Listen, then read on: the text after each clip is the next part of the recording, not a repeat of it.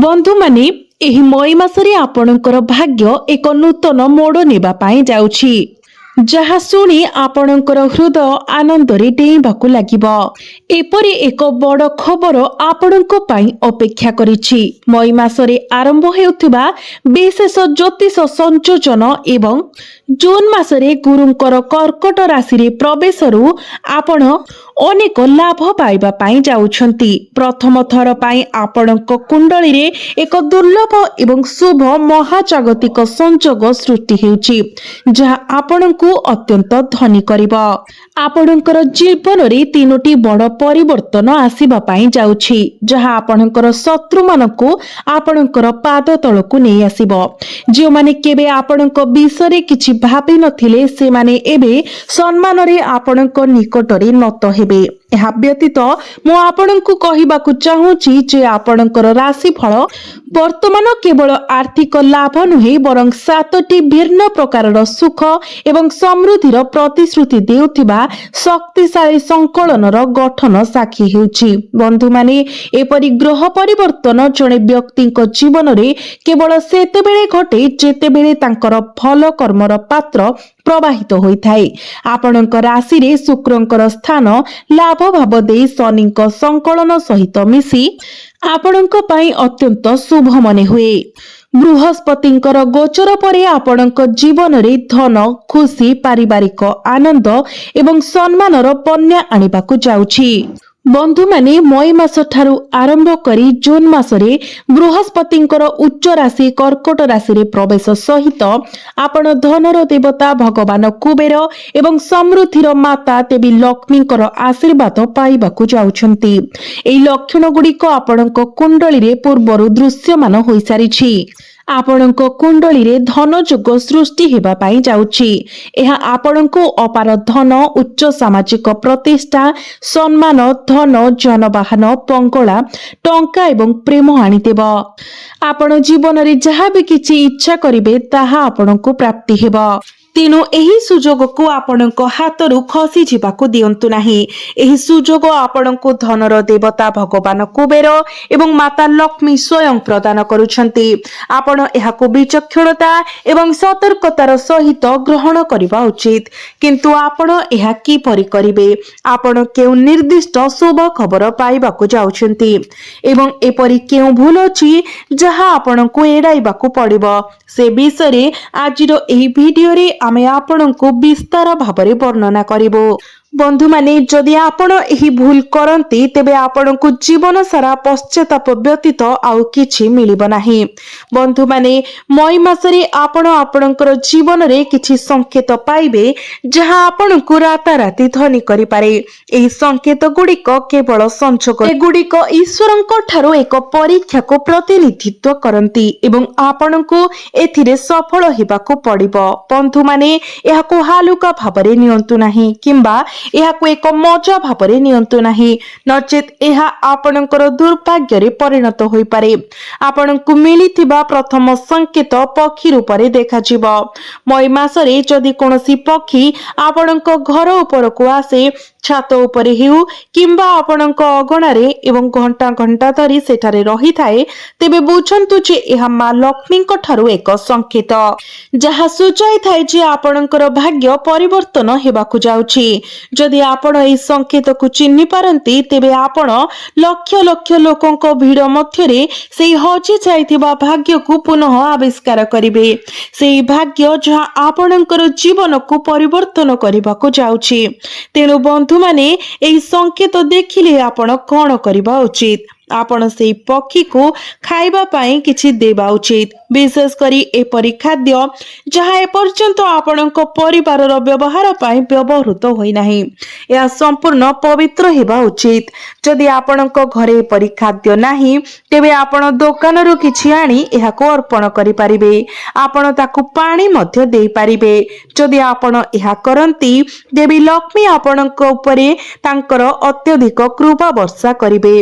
ଏହା ବ୍ୟତୀତ ବିଶେଷ କରି ମଇ ମାସରେ ଏହି ଶୁଭ ସମୟରେ ଯଦି ଆପଣଙ୍କ ଘରକୁ କୌଣସି କଇଁଛ ପଶି ଆସେ ତେବେ ଟିକିଏ ବି ଭୟ କରନ୍ତୁ ନାହିଁ ଏବଂ ଆପଣ ତାର କୌଣସି କ୍ଷତି ମଧ୍ୟ କରନ୍ତୁ ନାହିଁ। କିଛି ଲୋକ ଭୟରେ ତାକୁ ଘରୁ ଘଉଡାଇ ଦେବେ କିମ୍ବା ମାରିବାର ଭୁଲ କରିବେ। ଅନ୍ୟମାନେ କଇଁଛ ଦେଖିବା ପରେ ଅନ୍ୟ କାହାକୁ ଡାକି ସେମାନଙ୍କୁ ଦେଖେଇବେ। ବନ୍ଧୁଗଣ, କୌଣସି ପରିସ୍ଥିତିରେ ଏହି ଭୁଲ କରନ୍ତୁ ନାହିଁ। ଯଦି ଆପଣ ଏପରି ଭୁଲ କରନ୍ତି ତେବେ ଆପଣଙ୍କର ଭାଗ୍ୟ ପାଇଁ ନିର୍ଦ୍ଦିଷ୍ଟ ଧନ ଆପଣଙ୍କ ପାଖରେ ପହଞ୍ଚିବ ନାହିଁ, ବରଂ ଏହା ସେହି ବ୍ୟକ୍ତି ପାଖକୁ ପହଞ୍ଚିବ ଯାହାକୁ ଆପଣ କଇଁଛ ହସ୍ତାନ୍ତର କରିଛନ୍ତି। ସେଥିପାଇଁ ଏହି ନିର୍ଦ୍ଦିଷ୍ଟ ଭୁଲରୁ ଦୂରେଇ ରୁହନ୍ତୁ।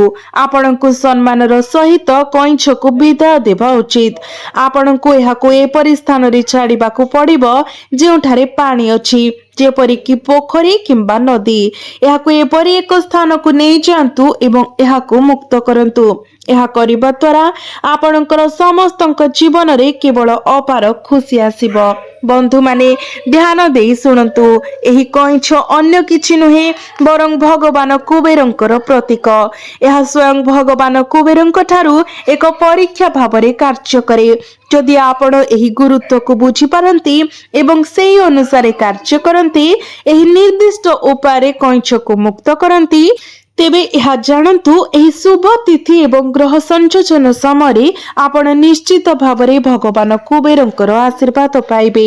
ଏହି ଭିଡିଓରେ ଆମେ ଯେଉଁ ଭୁଲ ଉପରେ ଆଲୋକପାତ କରିଛୁ ତାହା ହେଉଛି ଏପରି ଏକ ଭୁଲ ଯାହା ଆପଣ କେବେ ବି କୌଣସି ପରିସ୍ଥିତିରେ କରିବା ଉଚିତ ନୁହେଁ। ଯେତେବେଳେ ଆପଣ ବର୍ଣ୍ଣିତ ପଦ୍ଧତିରେ କାର୍ଯ୍ୟ କରନ୍ତି, ଭଗବାନ କୁବେର ଏବଂ ଦେବୀ ଲକ୍ଷ୍ମୀ ଆପଣଙ୍କର ସମସ୍ତଙ୍କ ଉପରେ ଅତ୍ୟନ୍ତ ପ୍ରସନ୍ନ ହେବେ। ଏହା ବ୍ୟତୀତ ଶୁକ୍ର ଏବଂ ଶନିଙ୍କର ସ୍ଥିତି ବର୍ତ୍ତମାନ ଆପଣଙ୍କ କୁଣ୍ଡଳୀରେ ଅନୁକୂଳ ଥିବାରୁ ମଇ ମାସରେ ଆପଣ ବିଶେଷ କରି ମଇ ମାସ ପରେ ମଧ୍ୟ ଯେତେବେଳେ ଜୁନ ମାସରେ ଗୁରୁ ତାଙ୍କର ଉଚ୍ଚ ରାଶିରେ ଥିବା ସମୟରେ ଆପଣ ଲକ୍ଷ ଲକ୍ଷ ଟଙ୍କାର ଲାଭ ପାଇବାକୁ ଯାଉଛନ୍ତି। ତଥାପି ଏକ ନିର୍ଦ୍ଦିଷ୍ଟ କ୍ଷେତ୍ର ଅଛି ଯେଉଁଠାରେ ଆପଣଙ୍କୁ ସତର୍କ ରହିବାକୁ ପଡ଼ିବ। ଜଣେ ନିର୍ଦ୍ଦିଷ୍ଟ ବ୍ୟକ୍ତିଙ୍କ ଠାରୁ ଆପଣଙ୍କୁ ଦୂରେଇ ରହିବାକୁ ପଡ଼ିବ। ଏହି ବ୍ୟକ୍ତି କିଏ ଏବଂ କେଉଁ ପରିସ୍ଥିତିରେ ଆପଣଙ୍କୁ ସତର୍କ ରହିବାକୁ ପଡ଼ିବ ସେ ବିଷୟରେ ଆମେ ବିସ୍ତୃତ ଭାବରେ ଆଲୋଚନା କରିବୁ। ତେଣୁ ଦୟାକରି ସତର୍କତାର ସହିତ ଭିଡିଓଟିକୁ ଦେଖନ୍ତୁ। ଏହାକୁ ହାଲୁକା ଭାବରେ ନେବାର ଭୁଲ କରନ୍ତୁ ନାହିଁ, କାରଣ ଏହି ମଇ ମାସରେ ଆପଣଙ୍କର ସମୟ ହୀରା ଅପେକ୍ଷା ଆହୁରି ମୂଲ୍ୟବାନ ପ୍ରମାଣିତ ହେବ।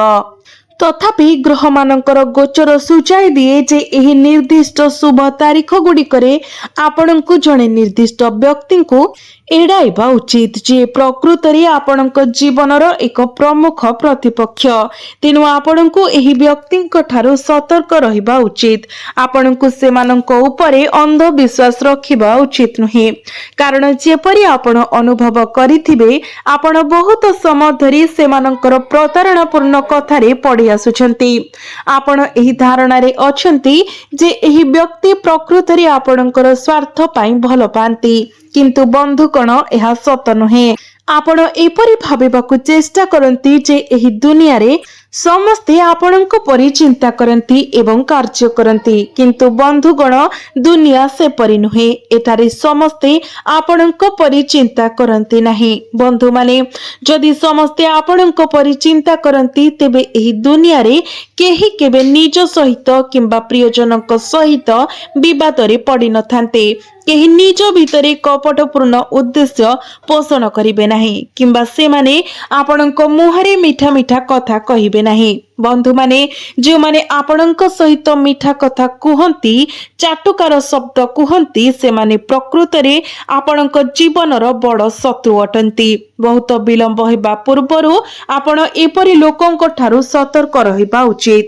ଏହି ନିର୍ଦ୍ଦିଷ୍ଟ ଜ୍ୟୋତିଷ କାଳରେ ଯଦି କେହି ଆପଣଙ୍କୁ କୌଣସି ଜିନିଷ ମାଗେ, ତାହା ଏକ କାର, ସାଇକେଲ କିମ୍ବା ଅନ୍ୟ କୌଣସି ସମ୍ବଳ ଯାହା ଆପଣ ନିଜର ଆବଶ୍ୟକତା ପାଇଁ ବ୍ୟବହାର କରନ୍ତି, ଆପଣ କୌଣସି ପରିସ୍ଥିତିରେ ସେମାନଙ୍କୁ ତାହା ଦେବା ଉଚିତ ନୁହେଁ।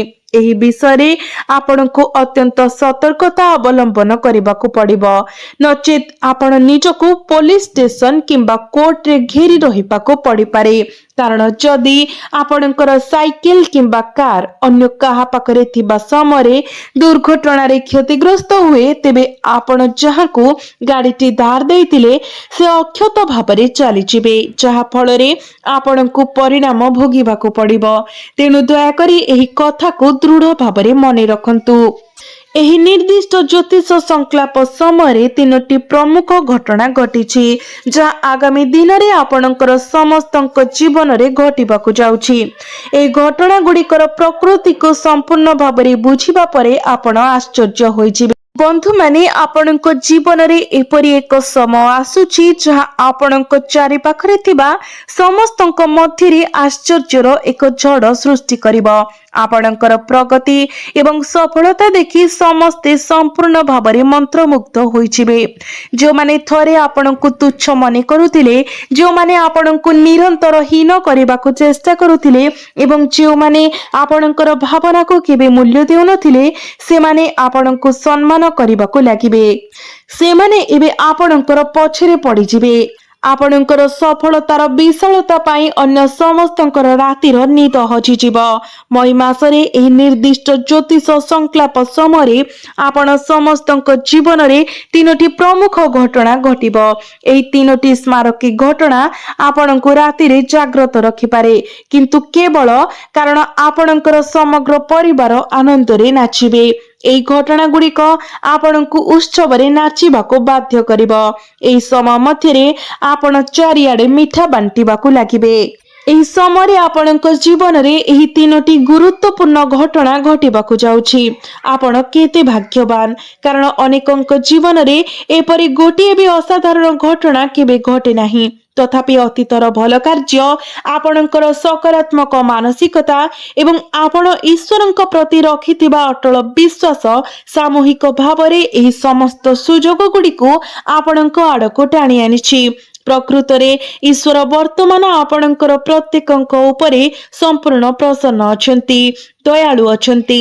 ଏହି ନିର୍ଦ୍ଦିଷ୍ଟ ଶୁଭ ଗ୍ରହ ସଂକଳନ ସମୟରେ ଆପଣଙ୍କ ସମସ୍ତଙ୍କ ଜୀବନରେ କିଛି ଘଟଣା ଘଟିବା ପାଇଁ ସ୍ଥିର ହୋଇଛି। ତଥାପି ବନ୍ଧୁମାନେ, ଏକ ସୁବର୍ଣ୍ଣ ନିୟମ, ଯାହା ଆପଣ ଏହି ଶବ୍ଦ ଗୁଡ଼ିକୁ ସତର୍କତାର ସହିତ ଯଦି ପାଳନ କରିବେ ନାହିଁ, ତେବେ ଏହି ସୁଯୋଗ ଆପଣଙ୍କର ହାତରୁ ଖସିଯିବ।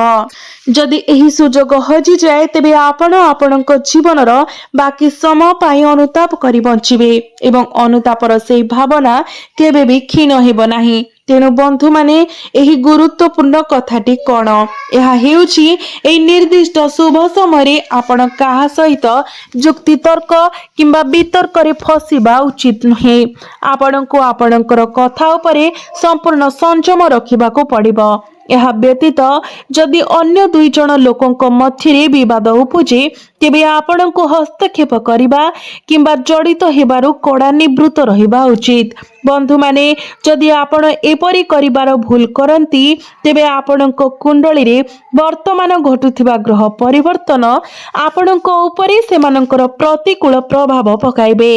ଫଳସ୍ୱରୂପ ଆପଣଙ୍କ ପାଇଁ ଶୁଭ ଫଳ ପ୍ରଦାନ କରିବାକୁ ନିର୍ଦ୍ଦିଷ୍ଟ ଘଟଣା ଗୁଡ଼ିକ ପ୍ରତିକୂଳ ଫଳାଫଳ ଆଣିବା ଆରମ୍ଭ କରିବ। ତେଣୁ ବନ୍ଧୁମାନେ, ଏହି ବିଷୟ ଗୁଡ଼ିକୁ ଅତ୍ୟନ୍ତ ସତର୍କତାର ସହିତ ବୁଝନ୍ତୁ। ଏହି ବିଶେଷ ଗ୍ରହ ସଂଯୋଜନ ଆପଣଙ୍କର କୁଣ୍ଡଳୀରେ ଏପରି ଭାବରେ ମୋଡ଼ ନେବା ପାଇଁ ଯାଉଛି, ଯାହା ଅତୀତର ସମସ୍ତ ସମସ୍ୟାକୁ ଦୂର କରିବାକୁ ସକ୍ଷମ। ଆପଣଙ୍କର ସଂଘର୍ଷ, ଆପଣଙ୍କର ନୀରବ କଷ୍ଟ, ଆପଣଙ୍କର କଠିନ ପରିଶ୍ରମ ଏବଂ ଆପଣଙ୍କର ଧୈର୍ଯ୍ୟର ପ୍ରତିଫଳ। ଯେଉଁମାନେ ବର୍ଷ ବର୍ଷ ଧରି ନୀରବରେ କଷ୍ଟ ସହିଛନ୍ତି ଏବଂ ଯେଉଁମାନେ ଅଭିଯୋଗ ନ କରି ବିଶ୍ୱସ୍ତତାର ସହିତ ସେମାନଙ୍କର କର୍ତ୍ତବ୍ୟ ପାଳନ କରିଛନ୍ତି। ବନ୍ଧୁମାନେ, ଏହି ସମୟରେ ପୂର୍ବରୁ ଅଟକି ରହିଥିବା ଟଙ୍କା ଆପଣଙ୍କ ପାଇଁ ଫେରି ଆସିବ। ଆପଣ ଏପରି ଏକ ସୁଯୋଗ ପାଇପାରନ୍ତି ଯାହା ଆପଣଙ୍କର ସମସ୍ତ ସ୍ୱପ୍ନକୁ ପୂରଣ କରିପାରିବ। ଜଣେ ବ୍ୟକ୍ତି ଯିଏ ପୂର୍ବରୁ ଆପଣଙ୍କୁ ସାହାଯ୍ୟ କରିବାକୁ ସଂକୋଚ କରୁଥିଲେ, ସେ ଏବେ ଆପଣଙ୍କୁ ଏକ ସୁଯୋଗ ପ୍ରଦାନ କରିବାକୁ ଆଗକୁ ଆସିବେ। କିଛି ଲୋକଙ୍କ ପାଇଁ ଚାକିରିରେ ପଦୋନ୍ନତି କିମ୍ବା ଆୟ ପାଇଁ ନୂତନ ରାସ୍ତା ଖୋଲିଯିବ।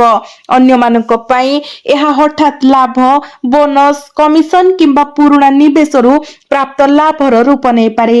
ଏହା ଏପରି ଏକ ସମୟ ଯେତେବେଳେ ଆପଣ ଅନୁଭବ ଅନୁଭବ କରିବେ ଯେ ଟଙ୍କା ଆଉ କେବଳ ଆପଣଙ୍କର ସ୍ୱପ୍ନର ଏକ ଚିତ୍ର ନୁହେଁ, ବରଂ ବାସ୍ତବତାରେ ଆପଣଙ୍କ ଆଡକୁ ସକ୍ରିୟ ଭାବରେ ଆକର୍ଷଣୀୟ ହେଉଛି। ଆପଣ ହୁଏତ ପ୍ରାୟତଃ ଭାବିଥିବେ ମୁଁ କଠିନ ପରିଶ୍ରମ କରେ, କିନ୍ତୁ କାହିଁକି ମୋତେ ତାର ଫଳ ପ୍ରାପ୍ତି ହୁଏ ନାହିଁ? ସେହି ଅଭିଯୋଗ ଏବେ ସମାଧାନ ହେବାକୁ ଯାଉଛି, କାରଣ ଏହି ନିର୍ଦ୍ଦିଷ୍ଟ ଗ୍ରହ ସଂଯୋଜନ ବର୍ଷ ବର୍ଷ ଧରି ବନ୍ଦ ଥିବା ଏକ ଦ୍ୱାରକୁ ଖୋଲିବାର ଚାବି ଭାବରେ କାର୍ଯ୍ୟ କରିବ। ସେହି ତାଲା ଖୋଲିବା ମୁହୂର୍ତ୍ତରେ ଆପଣଙ୍କ ଭିତରେ ନୂତନ ଶକ୍ତିର ଏକ ଲହରୀ ଜାଗ୍ରତ ହେବ। ଆପଣ ନିଜକୁ ପୂର୍ବ ଅପେକ୍ଷା ଅଧିକ ଶକ୍ତିଶାଳୀ, ଅଧିକ ନିର୍ଭରଯୋଗ୍ୟ ଏବଂ ଅଧିକ ଆତ୍ମବିଶ୍ୱାସରେ ପରିପୂର୍ଣ୍ଣ ଅନୁଭବ କରିବେ। ଏହି ଆତ୍ମବିଶ୍ୱାସ ହିଁ ଭବିଷ୍ୟତରେ ଆପଣଙ୍କୁ ଆହୁରି ସାହସିକ ନିଷ୍ପତ୍ତି ନେବାକୁ ସଶକ୍ତ କରିବ। ଦ୍ୱିତୀୟ ଗୁରୁତ୍ୱପୂର୍ଣ୍ଣ ଘଟଣା ଆପଣଙ୍କର ସାମାଜିକ ସ୍ଥିତି ଏବଂ ସାର୍ବଜନୀନ ସ୍ୱୀକୃତି ଚାରିପାଖରେ ଘୁରି ବୁଲୁଛି। ବନ୍ଧୁଗଣ, ଯଦିଓ ଟଙ୍କା ନିଶ୍ଚିତ ଭାବରେ ବହୁତ ପରିବର୍ତ୍ତନ ଆଣିଥାଏ, ସମାଜ ମଧ୍ୟରେ ଆପଣଙ୍କର ସ୍ଥିତି, ଆପଣଙ୍କର ଆନ୍ତରିକ ମୂଲ୍ୟ ଆହୁରି ଅଧିକ ଗୁରୁତ୍ୱପୂର୍ଣ୍ଣ। ଏହି ଶୁଭ ଗ୍ରହ ସଂଯୋଜନ ମଧ୍ୟରେ ଏପରି ପରିସ୍ଥିତି ସୃଷ୍ଟି ହୋଇପାରେ ଯେଉଁଠାରେ ଲୋକମାନେ ଆପଣଙ୍କୁ ଏକ ସମ୍ପୂର୍ଣ୍ଣ ଭିନ୍ନ ଦୃଷ୍ଟିକୋଣରୁ ଦେଖିବା ଆରମ୍ଭ କରିବେ। ଯେଉଁମାନେ ପୂର୍ବରୁ ଆପଣଙ୍କୁ ହାଲୁକା ମନେ କରୁଥିଲେ, ସେମାନେ ଏବେ ଆପଣଙ୍କ କଥାକୁ ଅତ୍ୟନ୍ତ ଗମ୍ଭୀରତାର ସହିତ ଶୁଣିବେ। ଏକ ନିର୍ଦ୍ଦିଷ୍ଟ କାର୍ଯ୍ୟ, ଏକ ନିର୍ଦ୍ଦିଷ୍ଟ ନିଷ୍ପତ୍ତି କିମ୍ବା ଏକ ନିର୍ଦ୍ଦିଷ୍ଟ ଖବର ଯାହା ଦ୍ୱାରା ଆପଣଙ୍କର ପ୍ରତିଷ୍ଠା ବୃଦ୍ଧି ପାଇବ, ଆପଣ ଆଲୋଚନାର ବିଷୟ ହୋଇପାରିବେ। ଆପଣଙ୍କ ପରିବାର ମଧ୍ୟରେ, ସମ୍ପର୍କୀୟମାନଙ୍କ ମଧ୍ୟରେ, ଆପଣଙ୍କର ପଡ଼ୋଶୀରେ କିମ୍ବା ଆପଣଙ୍କର କର୍ମକ୍ଷେତ୍ରରେ। ଏହା ଏପରି ଏକ ସମୟ ଯେତେବେଳେ ଆପଣ ଅନୁଭବ କରିବେ ଯେ ଆପଣ ଆଉ କେବଳ ସଂଘର୍ଷ ଦ୍ୱାରା ପରିଭାଷିତ ବ୍ୟକ୍ତି ନୁହନ୍ତି। ଆପଣ ବର୍ତ୍ତମାନ ଏପରି ଜଣେ ବ୍ୟକ୍ତି ଭାବରେ ବିକଶିତ ହେଉଛନ୍ତି ଯିଏ ଅନ୍ୟମାନଙ୍କ ପାଇଁ ପ୍ରେରଣା ଭାବରେ କାର୍ଯ୍ୟ କରନ୍ତି। ପ୍ରାୟତଃ ଲୋକମାନେ ପରଦା ପଛରେ ଆପଣ କରିଥିବା ନୀରବ କଠିନ ପ୍ରୟାସକୁ ଲକ୍ଷ୍ୟ କରନ୍ତି ନାହିଁ, ତଥାପି ଯେତେବେଳେ ଜୁଆର ପରିବର୍ତ୍ତନ ହୁଏ, ସେହି ସମାନ ଲୋକମାନେ ପ୍ରଥମେ ଆପଣଙ୍କର ପ୍ରଶଂସା ଗାନ କରିବେ। ଏହା ସେହି ଗୁରୁତ୍ୱପୂର୍ଣ୍ଣ ମୁହୂର୍ତ୍ତକୁ ଚିହ୍ନିତ କରେ ଯେତେବେଳେ ଆପଣଙ୍କର ସାର୍ବଜନୀନ ପ୍ରତିଛବି ଏକ ପରିବର୍ତ୍ତନ ଦେଇ ଗତି କରିବ। ଲୋକମାନେ ଆଉ ମନ୍ତବ୍ୟ ଦେବେ ନାହିଁ, ସେ ସର୍ବଦା ଅସୁବିଧାରେ ପଡ଼ିଥାନ୍ତି, ବରଂ ସେମାନେ କହିବେ, ଦେଖନ୍ତୁ ସେ ତାଙ୍କ ପରିସ୍ଥିତିକୁ କିପରି ବଦଳାଇ ଦେଇଛନ୍ତି। ତୃତୀୟ ଏବଂ ସବୁଠାରୁ ଗଭୀର ବିକାଶ ହେବ ଆପଣଙ୍କ ଭିତରେ ଘଟୁଥିବା ଅଭ୍ୟନ୍ତରୀଣ ପରିବର୍ତ୍ତନ। ଏହି ପରିବର୍ତ୍ତନ କେବଳ ବାହ୍ୟ ଜଗତରେ ସୀମିତ ରହିବ ନାହିଁ, ଏହା ଆପଣଙ୍କର ଅନ୍ତର୍ନିହିତ ଆତ୍ମା ଭିତରେ ଏକ ବିପ୍ଳବ ସୃଷ୍ଟି କରିବ।